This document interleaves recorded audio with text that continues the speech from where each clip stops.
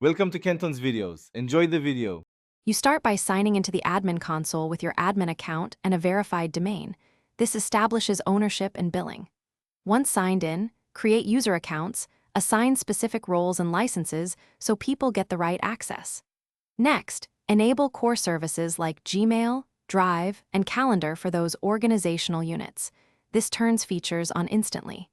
Make sure to save settings and document which units get which apps so you can iterate safely. Once basic accounts exist, point your domain's MX records to Google to route email through Gmail. Propagation can take 24-48 hours, so plan the cutover. You then harden access, require two-step verification, enforce password strength, and enable SSO or OAuth controls for apps. Configure aliases and groups for team addresses and set routing rules or compliance holds to control delivery and retention. These steps reduce phishing risk. You finish by migrating existing mail and data using Google's migration tools or IMAP. Test the process on 3 representative accounts to confirm labels, folders, and attachments transfer cleanly.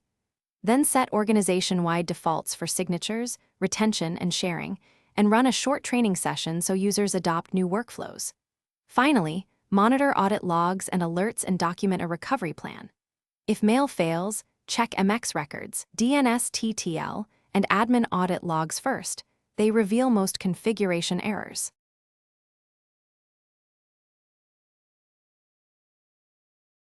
Thanks for watching. Consider subscribing if we helped you.